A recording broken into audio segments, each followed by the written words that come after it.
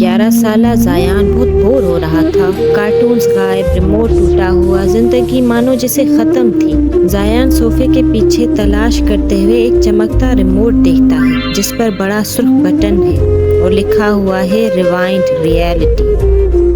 ایک ایسا ریموٹ جو وقت کو پیچھے لے جا سکتا ہے۔ زایان کے ہاتھوں سے دودھ گر گیا۔ وہ گھبرا کر بٹن دباتا ہے، وقت واپس پلٹ جاتا ہے اور باؤل دوبارہ ہاتھ میں زایان کے آ جاتا ہے۔ زایان اتنی بار وقت پیچھے کرتا ہے کہ کمرے میں اس کے 3 مختلف ورژن آ جاتے ہیں جو آپس میں بحث کر رہے ہوتے ہیں۔ جتنا وہ وقت پیچھے لے گیا اتنا ہی وقت بگڑنے لگا۔ ٹی وی، پنکھا، یہاں تک کہ سونے کی مچھلی بھی ریورس میں چل رہی۔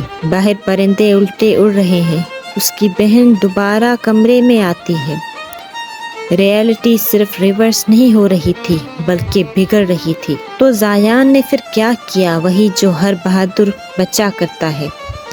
زایان چپل سے ریموٹ توڑ دیتا ہے۔ سب کچھ واپس نارمل ہو جاتا ہے۔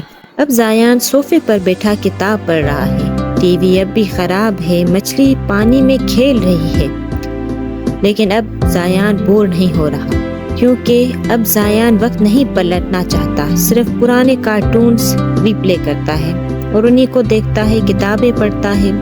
اس کہانی کا سبق یہ ہے کہ آگے بڑھنے کا بہترین طریقہ ہمیشہ پیچھے جانا نہیں ہوتا۔ ماضی ضرور سبق ہو سکتا ہے، لیکن ماضی مستقبل نہیں بن سکتا۔